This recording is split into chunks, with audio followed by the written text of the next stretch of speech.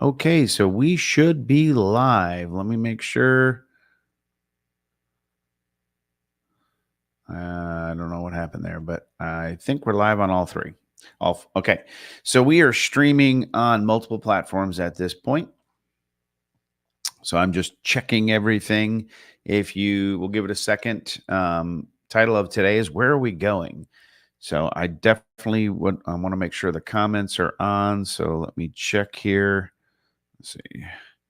Uh, are the comments working? Let's see what we got. Try to make sure my phone stays quiet.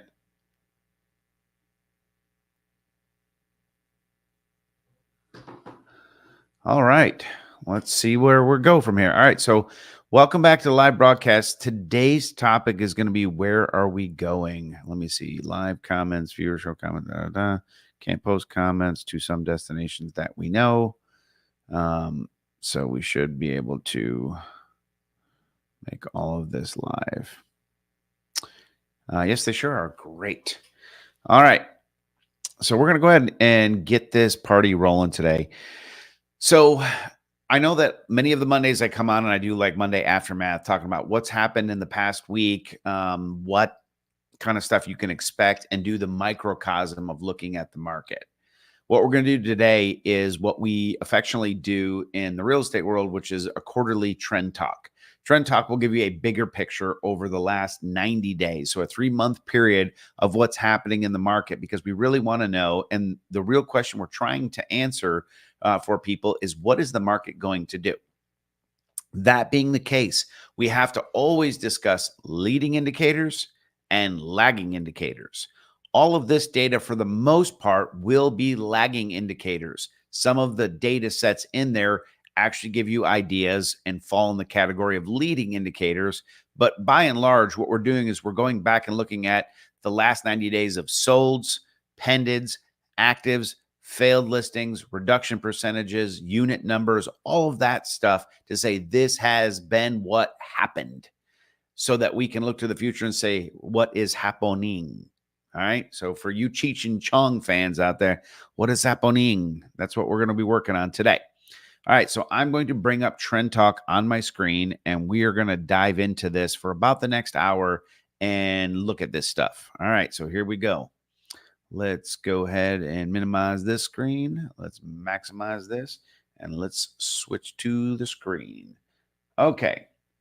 So what you've got here, what you guys can see on screen, it should be, is the second quarter 2024 metro market report. So first thing we're going to go over at a pretty rapid succession.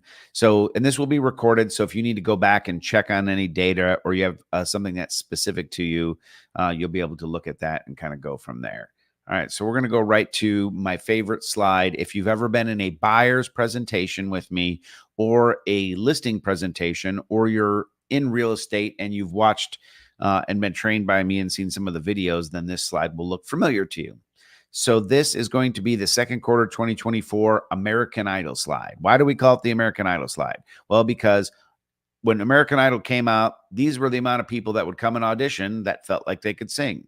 When it got down to it, these were the amount of people that could actually sing.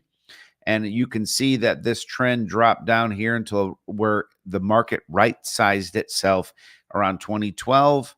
And then we got to this section of the great 2020 weirdness that we went through, and we will call this auto-tune. This is where everybody got themselves a DWA, a digital audio workstation with auto-tune, and then people like me who can't carry a tune in a bucket could sing. And now we're coming back into a market. Now, just to go over briefly what the importance of these lines are, the 6-month line is what we call a balanced market. This is the amount of inventory. The gray line is all the inventory that's available. The red line is the solds. This blue line right here is the interest rates. And then the black line is the months of supply, kind of charted on a graph of sorts. So what you can see here is, as we look at this, interest rates remained low. 2008 crash, the rates were about where they are now, actually a little bit lower. They came up a little bit, kind of fell on this line right here, where they're currently sitting just a hair higher than this. And then they started trickling their way down as we got through this. But it took 1, 2, 3, 4, 5 years before the inventory in this area fell below that 6-month period, or 6 months worth of inventory, where prices could really start to climb. And then we got here where everything just went bonkers. Then they had to start raising the interest rates to create a cooling effect on this. And here's where we sit right now, which is just in that 4 to 5 months if you were to blend everything together. Okay, so this is the where we're going to set the stage with this. Now let's go to the next one. So this is cumulative month sales. What you can see is 22, 23, and 24. 22 was still during the height of the craziness. The trend line here of the number of monthly sales obviously fell in 23. We all felt that. Things got slower.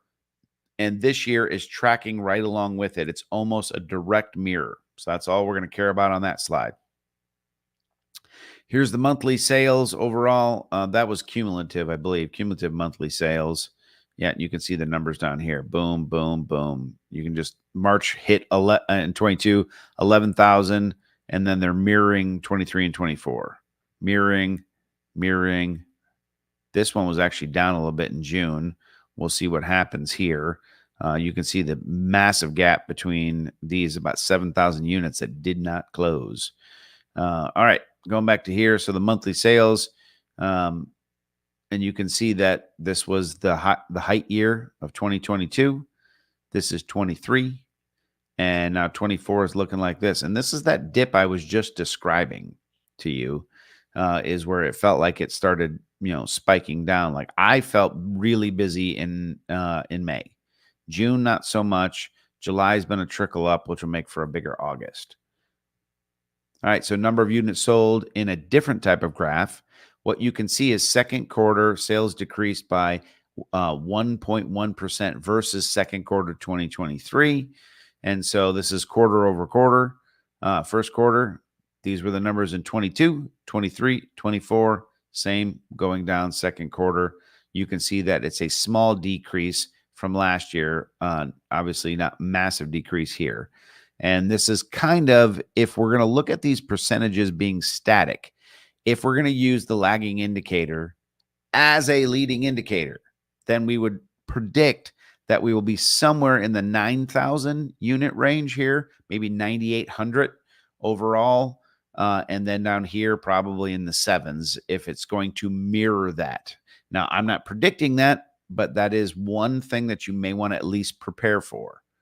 Right. So going to the next slide. These are just the number of solds by price range. All right. So totals, as we previously discussed, we went from 23 to 24. We don't have all of the 24 number. Oh, this is second quarter, right? This is Q2 over Q2. So there's your difference. And then you go into the price points. This used to be a big price point, but there is nothing under 100,000. So you had 22 of them in 23 second quarter, and then 23 in 2024. Well, that's really ridiculous to say. That's literally number of units. Now we get into the 100 to 200K. You're at about 237 versus the 227, 1275 versus 1163, 51 versus 46. This is your entry level price point now, which is ridiculous, but between 300 and 500, really towards that under 4 is really where a lot of this is going to fall. And then you go 500 to 700. This is your move up price. Then your luxury stuff gets into here, which used to be here.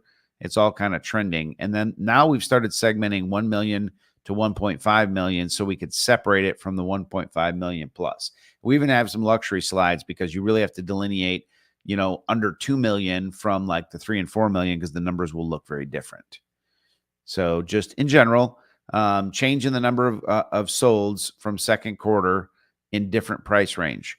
We have a drop. There's a slight increase under $100,000, which are probably lots. Unless this is all going to be single families, then there's some junkers that sold.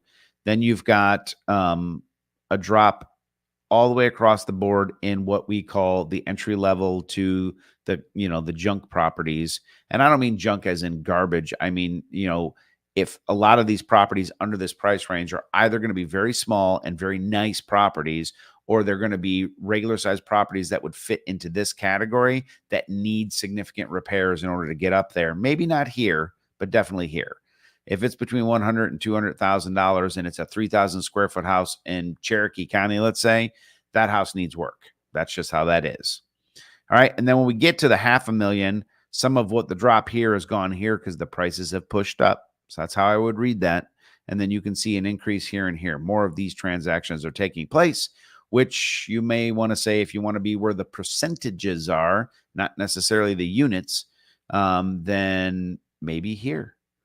Maybe working on luxury might be your best bet. All right, second quarter. So this is going to be the supply. So I'll switch back for a second. So we call supply when you hit 6 months, and we're going to define that. Somebody asked me this week. If we're going to do a supply run and the supply it stops, meaning it becomes where nobody takes any more listings based on the current days on market of how long they're taking to sell, how many months would it take to sell everything on the market, assuming everything would actually sell? So let's say sell, expire, or withdraw, right? So that there's nothing left. And that gives you a 6-month supply is a balanced market. Anything in the green will be balanced. Anything that goes into the yellow crosses over from balanced into 6 to 7 months is balanced into the red, which becomes a buyer's market. We are starting to see a buyer's market in certain price points. We're inching our way there, at least to balance. So we'll take a look at that. But remember, as the days on market increase, it will affect these numbers. Meaning, if the average days on market were 8, and you had 8,000, units on there, the amount of months it would take to sell that when the average days are 8 is going to be a lot less than if you have 8,000 units and the average days on market is 90 days. Well, now you're going to have a much larger supply for the demand. So it calculates all of that. So let's go back to the screen. Okay. So here is the supply comparison over last year for the same previous period. So second quarter to second quarter. Slight drop in this one. Slight increase from 1.5 to 2.3 here. A pretty sizable increase here. 1.4 to 2.4. Here's going to be your median areas between 300 and 750. Let's go 300 a million. You're basically 2.4, 2.4, and 2.5, where you were under 2 in all of these categories. You're now slightly over 2. So we're headed in this direction. All right. When you get to the million to 1.5, you're still in a buyer's market. When you get to the 1.5, that you were firmly in that 5 months, but you're not 5.9. You're approaching this line. Total balance is really 2.6, so it's still pretty low. Percentage of original list to sales price for the buyers received. This just basically tells you stuff is selling. The stuff that is selling for what it's asking for. There's some price reductions here and here, a little bit here, 99. These are 100 all the way across the board, which is a little better than last year on some of it, but just infinitesimally small, like not even really a marked difference. All right. So when you come into median days on market, 24 is on average, 25. So we actually dropped one from last year. We climbed clearly from 22. Look, 11, 8, 15, 28. This is where we started seeing the price increase. Like this jumped up. But average, because of these, it was 9. Now you're at 25, back down to 24. So we're tweaking in that direction. Okay. So here, what we're looking at is median days on market by price range. So this is going to help you look at price range. If you're like 500 to, let's say, $650,000 property, 16 days, it is up, which is funny because this last slide shows it being down. Oh, no, my bad. It's down from 22 to 23. 24 isn't here. We are actually up. We're up here and here. But these two, because of first quarter of 23 being what it was, is actually down in terms of the averages. Okay, so moving on to the price range. median days based on price range. We already talked about that. We're going to go to median sales price. So this is median sales price is the middle of the road. So if you have highs and lows, of course, the average will be a blend of all of it. Median, they cut off the highs and the lows and they look for an average, which is where you get median from, which is the majority of the transactions. In first quarter, 440 is where we hit. We hit 477. So this is showing a very clear appreciation. Here we actually had a drop from 455 to 450. This remained flat at 410. These climbed from 440 to 450 here, 440 here, and then kind of settled out at that 430 mark. Right now, we're running an average of 460 year to date. Remember, we're missing these two columns, so this number will likely change, but you're still showing a percentage of appreciation. Change in the median sales price. You saw the drop actually take place. You had this big old spike through this time frame, and then a flat drop, a slight decrease, a little bit of increase. But now first quarter 7.3 and 6. These are still really, really solid numbers. If you look back pre-pandemic into 2019, 3s, 2s, 4s, 4s. 4 is sustainable. 2 was actually quite flat, but we're still riding high above those. Annual median sales price. This is just what it's going to look like. So you have a nice big chart across the board of what it was like in 2005, 6. This was the height of the market where everybody thought we were crazy. We dropped off into this area, even though technically this was undervalued property. As it future paced itself, here we sit. All right, change in the median sales price. This is just going to give you some of the percentages. We had that 21% climb. I'm sorry, 20.6 in 21, where you were at 9 here, 13 here. These are the big two numbers that affected this stuff. But you can see we rocketed out here in 2012 to 2013. We had these reductions of 12, 14, 1, and 16. And then we were 7 and then 35. So realistically, the difference between 2012 and 2013, we have not seen a spike like this yet. Not even here, where if you go from 19 to 21, I guess you're going from 4 to 20, where this is 8 to 35. So, all right, more of the same data there. That just shows the sales to list price, a little bit of room to negotiate. We call this the Skittle slide. This just gives you the median price of properties over all of these years here. Don't want to spend too much time on that. Failed listings. All right, so let's talk about that for a second. So you see listings going on the market, like, well, why isn't my listing selling in 5 seconds flat if all this data is here? Because price condition, price condition, price condition. I have to keep saying that. So if you take a property and put it on the market, if you're a seller and you're like, okay, the price range is going to be between $400,000 and $425,000, and you're saying, well, let's try for 430. I can always come down. Then you will fall into the price reduction category. Or if you hold at that 430 and let's say don't make any adjustments, and the market tends to doesn't move fast enough in your direction, you end up in these failed listing percentages. So as you can see, 40% under 100 grand, 35 under 200 grand, till you get to 330%, which is up 10% here. 18 to 27, almost 10% there. 19 to 25, you can see this. The percentages have actually grown quite significantly. 30, we're basically up 8.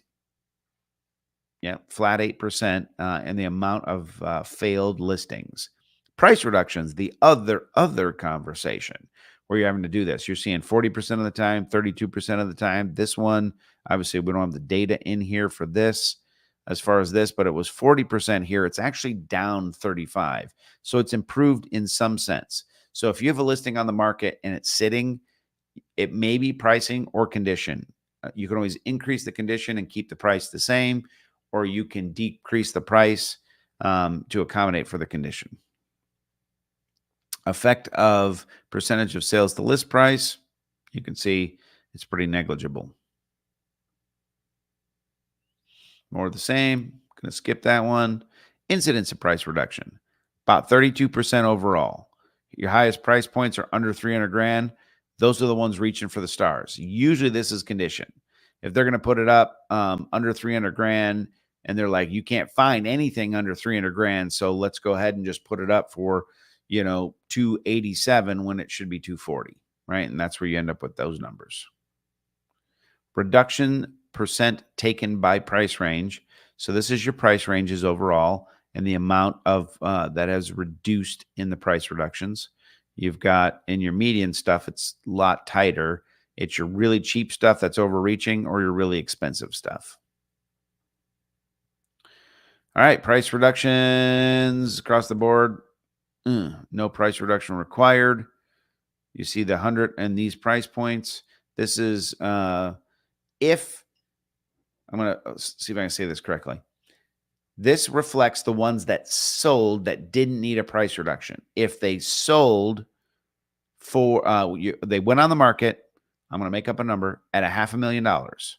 They never got a price reduction and they sold. Doesn't mean they sold for $500,000. This data would tell us what did they sell for.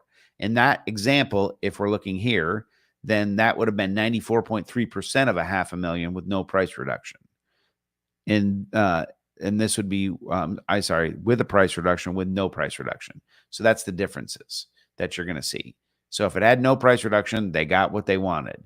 If it needed a price reduction, you're looking about 6 to 10% in an adjustment. 1.5 million, you're looking at quite a big one. So that's the difference of getting the price wrong, 6%. What's 6% of your price point? See if that's what the difference between you and what your listing agent is recommending. That may be what you want to do. All right, price reductions effect on days on market. If it needed a price reduction, look at the grays.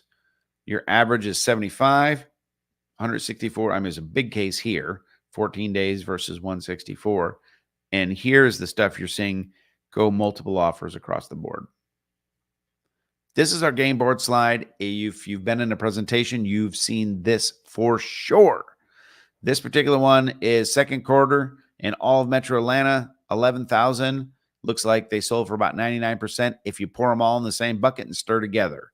So we want to look at the stories here and here. What you're looking at over here is in the green, they did everything right. They got 100% of their list price. They did it in about 8 days, and that represents 62% of the market. Over here, they did it wrong. They fired the agent, hired a different one. That's about 17%. You can see they're off by almost just under 9%. Now, let's say they stuck with their agent and they did do the reductions over here. That's 94%. Here's the blend between the two, which is the other 30% of the market. This and this. That's where actually really these two. But 75 days. You can see over here is 140.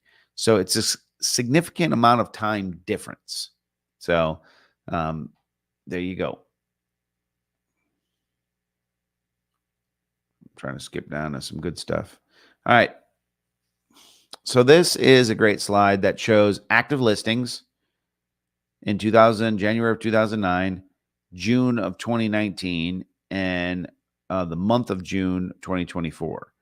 So we went from here to 50 cents on the dollar. I shouldn't say dollar, 50 cents on the number. So we cut it in half, and then we're still below that in terms of fewer choices. Days on market are actually down. Distressed sales are still really, really low.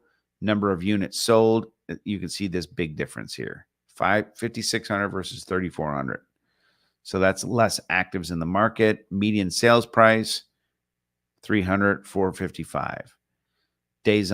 Median days on market, 22 versus 26. So the median days have actually gone up a little. Just things happening slower. Percentage of price reductions, 36. Failed listing percentage is 29 versus 27. This is pretty flat. And that kind of gives you the overall of the Atlanta market as a whole. Now let's take a look more specifically. If you want to see Cherokee County, here's the numbers here. These are the numbers of units sold. You can see the different areas and how that helps. You can see the percentage changes. So if you go into the Northeast Cherokee, it's up by 35%, where Northwest Cherokee is only up by 5, and Southwest is down by 22. Southeast is flat. So this just says there's less units trading hands, which means people are staying here, but they're moving into here. That's just your counties. So you can see the percentage of numbers, more than 5% here, and then drops over here. Median sales price for those areas. You'll be able to see Northeast, you got 693,000. So this is where you're getting some acreage and some luxury builds in the ball ground area. Everything else is 450s, 460, in that kind of 482. So that's all fairly relative until you get to this, which kind of really blends all three of these into the 500. But it's good that you see the breakdown. Change in the number, percentage change in median sales price. So there's the percentage change. How much it's gone up: 5%, 8%, 12%, 18%. Boom. Looks like South Forsyth is jumping like crazy. You got some spike areas here. But I also do want to point out Vinings is down by 11%. You've also got Sandy Springs ITP, which is inside the perimeter, down by 9. And so there's some adjustments happening there. Days on market, Vinings 63. Wow, they're still well within a seller's market, but significantly higher than most. 79 down here in what looks like Southwest Atlanta. Cherokee County, we're at 46 in Northwest.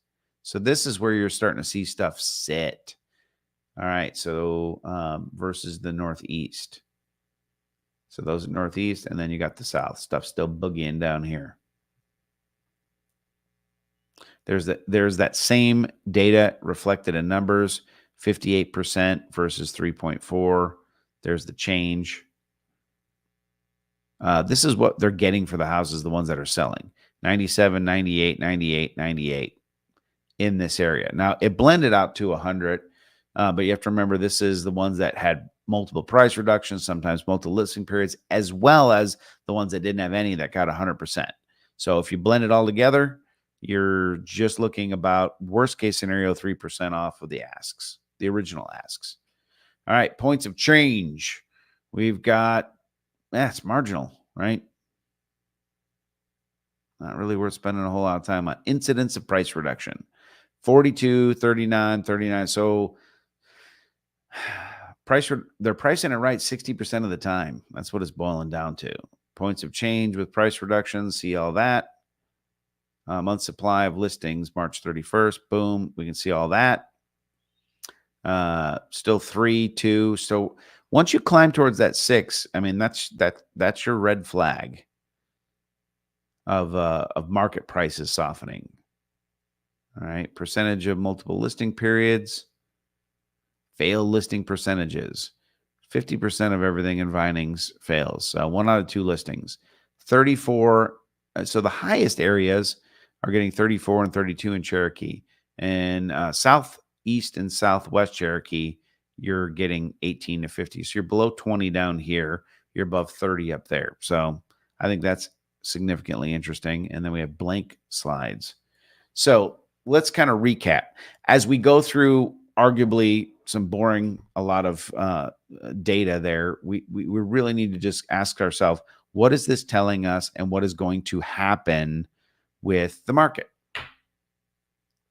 So based on this data, what I can tell you is with the trends heading this direction, we're going to see more of the same in the rest of 2024 that we saw in 2023 and the end of 2022 when the interest rates started to climb. It looks like we're going to have some appreciation. That appreciation might soften a little bit where it's holding at that 8%-ish now. Maybe it drops to the 4%-ish by the time we get to the end of the year. I don't know. And all of this is, well, we're going into what is arguably a volatile election cycle. The national news has been absolutely insane with the amount of historic things that are happening. All of these things can play a role in this. Now, there's 2 things about that. One, Are we desensitized to major things happening so life just continues as normal? Or will the markets start rocking in an increase in confidence versus a decrease in confidence? Three world major events that have taken place is one, an attempted assassination of a former president and current candidate. Number two, the sitting president decided not to run for reelection. Number three, it's not the first time, but another time that candidate has come in, the front running candidate, I guess left to be confirmed, Kamala Harris for the Democratic National Convention when that takes place, is now up and running. All of these things are major, major, major, major news. So there's so much stuff happening on a global scale that all these things become microcosms that, well, they affect our small microcosm. And how that usually happens is, and I tell this in pretty much every live broadcast that we do, is what happens on the global scale affects the markets. If investor confidence in markets, like the stock market and other things, money flees from that, oftentimes it will run into the bond market, which it finds to be safer. If the bond market is doing better, then interest rates tend to drop. Now, they can only drop so far because they can't really go below what is known as the Fed fund rate, which is currently somewhere in the fives. So if the Federal Reserve is loaning money to banks at 5%, then in order for the bank to make money, they have to loan it. I'm just making up numbers now. 5%, 5.25 means they make 0.25%. We all know that that's not really what the banks are looking to do. That's why you'll see rates that climbed into the 7s and the 8s when consumer confidence was fleeing the bond market and the stock market, which can happen simultaneously. But if the consumer confidence was, I don't feel good about the long-term projections for our country, then rates climb. If the volatility, creates, let's just say, the person that you want to see elected is running high in the polls, so that makes you go, I feel good about the future of our country. I feel like it's going to go in the right direction, and money starts flowing into those markets, then those rates can drop. Now, obviously, the Fed indicating whether they're going to increase the Fed fund rate up or down also affects their projections on investing, and the market reacts to that. We were told originally we would have 3 cuts on that Fed fund rate this year. We have not seen any. And based on the jobs report, they've come down. They think they're going to do 1 this year. It remains to be seen. I don't know what to tell you. That being said, what I think is going to happen is the volatility is going to curb some of the overall appreciation. I don't think it's going to continue to climb at the 9 and 10% rate. I think we will still end the year with significant appreciation in Cherokee County, something that you can write home about, something that is still decent. And I also think that we need to watch markets like California, Nevada, and even Ohio. Markets like this, we usually see trends that start there come this direction. So and Florida's another one. As those markets begin to compress and or collapse, then there's usually a clock running before it will visit here from a price adjustment standpoint. So that really is going to be what we have covered today. It does show a strong third quarter is likely going to be what's going to happen. We have noticed that things seem a little bit slower. So here's what I would say to you. If you're in the market to buy a house and you don't plan on moving in the next 12 months after you purchase this next house, then I think it's a great time to buy. Why?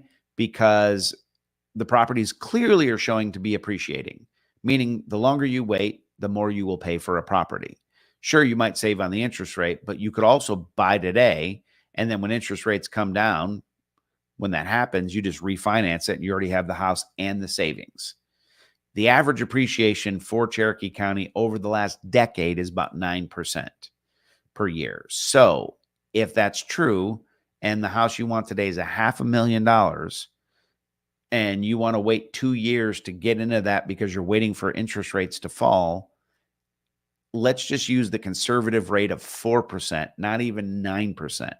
That means in 2 years' time, that price will have gone up 8%. What is that number? Well, that's around 40 some thousand dollars to look at that, because 10% would be 50 grand and we're at 8%. So you're going to pay 40-ish thousand more dollars for the same property when you can buy it today. Rates are sitting somewhere in the sixes. I just saw something come across that showed APRs for in some cases at 6.375. Obviously, there's some origination fees baked into that, but that's what we're seeing. So if rates were to drop, you could buy and then refinance. Let's say they go back into the fours. I doubt it, but let's say they go back into the fours. If they did, you still paid 40 grand less than you would for this same house. And so that's one good argument. If you're thinking about selling and you're concerned about selling out of a 3%, rate that you have and buying in another market at the 6% rate, I understand. If you don't have to move, you may not want to do this. Like if you're like, this house actually could work for the next 10 years of my life, I really don't have a reason to move, then you fall in the category that I say to people all the time is nobody wakes up and says, you know what? I think today I'm going to get some coffee and go for a run. What else should I do? You know what? I'll buy a house. They're not impulse buys. They're either investments or they're a place for you to live and have a lifestyle. If you are looking to make that move because you eventually want to be somewhere, this may be the time for you to liquidate and to acquire and then work towards that, because the market is still holding high enough where you can sell the property before some kind of cataclysmic thing happens and we have a dip in prices. Sure, you'll be able to buy cheaper, but you're going to sell cheaper, right? That's not necessarily the world you want to be in. So from a buy-sell standpoint, I think we're still in a solid window. From an investment standpoint, as long as it cash flows, it's definitely a solid window. If you're a flipper, then it's all about your construction costs. Those have gone up significantly. So some deals are less appetizing. Let's just put it that way. If you're a wholesaler, then it's just a question of where do you find your deals, right? You need to get out there and find them. If you found a good deal and you're looking for an end consumer, you can give us a call because we probably have some end consumers. We don't mind assignments of contracts as long as they're clean and the properties are worth the money that the people will be paying for them. If you're looking to find investment deals like this as a wholesaler, we already are set up to handle that on our side. So that's really not a fit. So that's kind of what I would leave you with right now is I anticipate our hyper local market to hold it together. I do see that the United States market as a whole will begin to soften a little bit, especially in areas like California, Nevada, and Florida. Those areas are usually going to be first to the race to have problems. So keep your eye on those things. Watch for inventory to climb above that 4 and 5 months across the board, and that's going to be your best indicator. So I hope this was helpful. Again, if you are interested in buying or selling or investing in real estate, please give us a call at Ursula & Associates. We would love to talk with you about your goals and set up some parameters to find those right deals for you. Until then, we'll talk soon. Thanks so much for being here. Appreciate you guys.